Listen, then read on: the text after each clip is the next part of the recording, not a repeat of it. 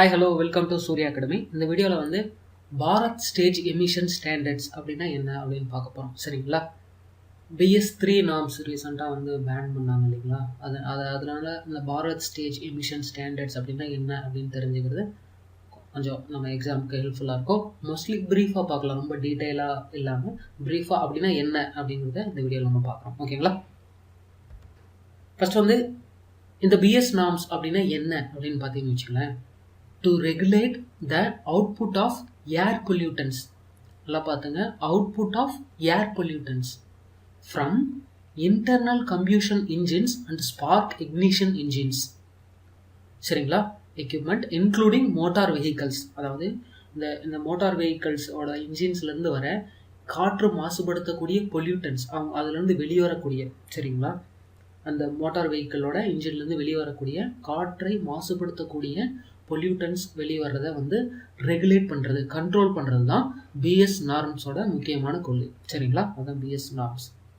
இதை யார் பண்ணுறாங்க, இப்போ தான் இம்ப்ளிமெண்ட் பண்ணணும், இதுக்கான ஸ்டாண்டர்ட் இது அப்படின்லாம் யார் பண்ணுறாங்க அப்படின்னு பார்த்தீங்கன்னா சென்ட்ரல் பொல்யூஷன் கண்ட்ரோல் போர்டு. சரிங்களா? CPCB, central pollution control board தான் BS நார்ம்ஸை இம்ப்ளிமெண்ட் பண்ணுறாங்க.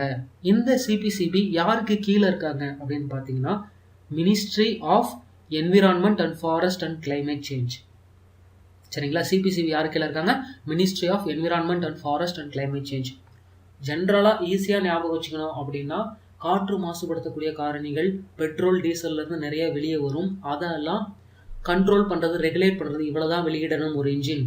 சரிங்களா? இப்போ மோட்டார் வாகனமாக இருந்தால் இவ்வளோதான் இன்ஜினை வெளியிடணும் அப்படிங்கிற மாதிரி ஒரு ரெகுலேஷனை விதிக்கிறது தான் BS நார்ம்ஸோட முக்கியமான வேலை. சரிங்களா? யார் இம்ப்ளிமெண்ட் பண்ணுறா? Central pollution control board. சரிங்களா? யாருக்கு கீழே அவங்க இருக்காங்க? Ministry of environment and forest and climate change. புரியுதா? கிளியரா? சூப்பருங்க. தென் இது ஏன் நமக்கு தேவை? சரிங்களா? இந்தியன் கண்ட்ரிக்கு ஏன் தேவை அப்படின்னு பார்த்தீங்கன்னு வச்சுங்களேன், பெட்ரோலு டீசலு இது ரெண்டும் தான் நம்ம காமனாக மோட்டார் வெஹிக்கிளில் யூஸ் பண்ணிக்கிட்டு இருக்கோம். சரிங்களா? 2 வீலர் ஆகட்டும், 4 வீலர் ஆகட்டும், 3 வீலர் ஆகட்டும், எல்லாத்துலேயுமே யூஸ் பண்ணுறோம். ஆனால் இந்த ரெண்டு ஃபியூல்ஸ்லேருந்து பார்த்தீங்கன்னு வச்சிங்களேன், particulate matter, sulphur di oxide, nitrogen oxides, சரிங்களா, இது போன்ற வாயுக்கள் நிறைய கலந்து வெளியே வருது. சரிங்களா? அதோட எமிஷன், அதோட அது வெளியிடுற புகையில இத்தனையும் கலந்து வெளிவருது. சரிங்களா?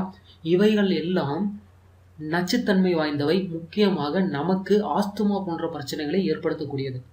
சரிங்களா? நம்மள மாதிரி மனுஷங்களுக்கு ஆஸ்துமா போன்ற பிரச்சனைகளை ஏற்படுத்தக்கூடியது இந்த இதன் மூலியமாக, இந்த வாகனங்கள் மூலியமாக வெளிவரும் இந்த வாயுக்கள். ஒன்று.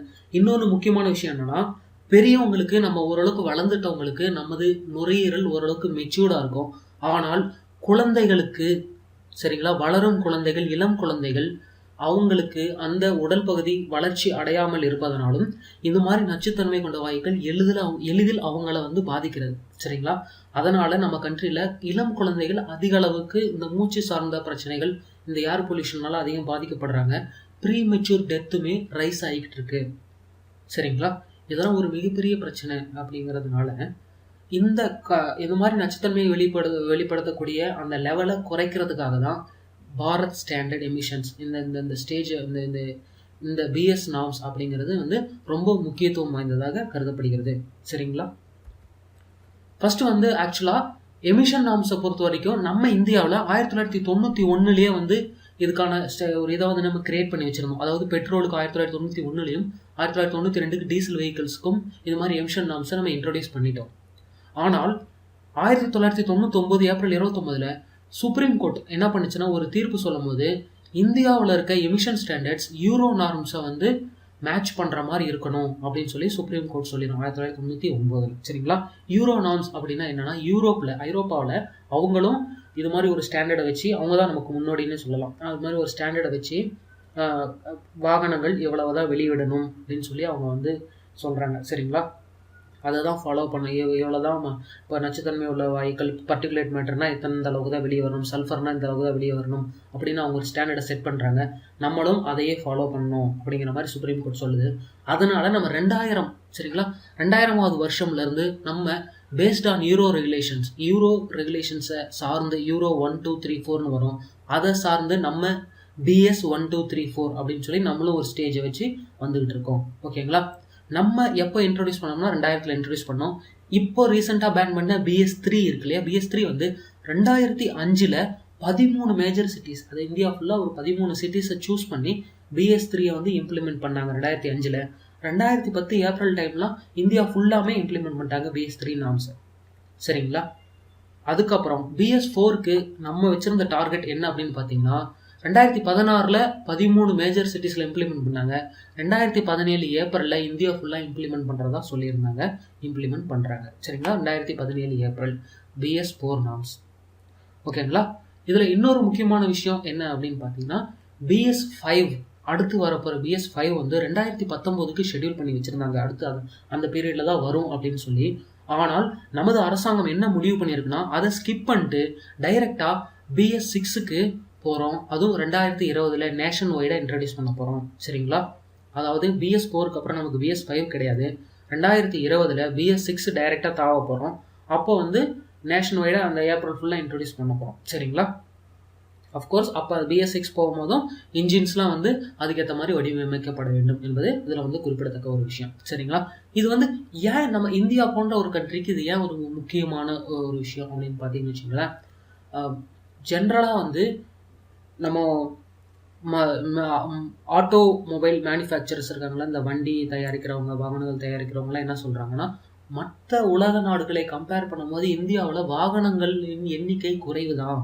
அதனால் வந்து நீங்கள் BS4, 5 அப்படின்லாம் சொல்கிறது தேவையில்லை அப்படின்னு அவங்க சொல்கிறாங்க. ஆனால் அப்படி அவங்க சொல்லிக்கிட்டாலும் நம்ம இந்தியாவில் தான் சென்னை, டெல்லி, பாம்பே போன்ற சிட்டிஸ்லாம் பயங்கரமான ஏர் பொல்யூட்டட்.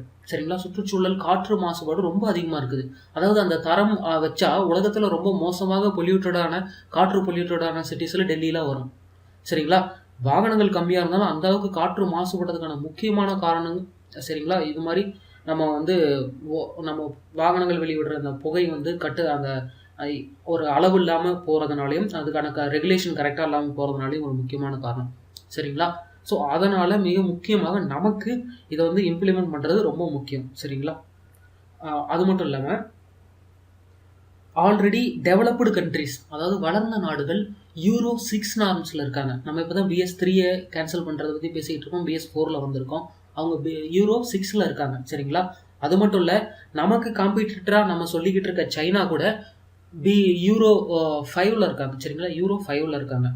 ஆனால் நம்ம இன்னும் BS4 இப்போ தான் BS4க்கே வந்திருக்கோம். நம்ம BS5, 6 அதாவது 6க்குலாம் போகிறது ரொம்ப முக்கியம். ஏன்னா வளர்ந்து கொண்டிருக்கும் அந்த சைனா, மலேசியா போன்ற நாடுகள் ஏர் பொல்யூஷன் அவங்களோட பிஸ்னஸை எந்த அளவுக்கு பாதிக்கிறது என்பதை கண்கூடாக உணர்ந்தாங்க. அதனால தான் இந்த டேர்ம்ஸ், அதாவது பிஸ்னஸை பொறுத்த வரைக்கும் ஏர் பொல்யூஷன் கம்மியாக இருக்கும் பொழுது இன்வெஸ்ட்மெண்ட் அதிகமாக இருக்குங்க.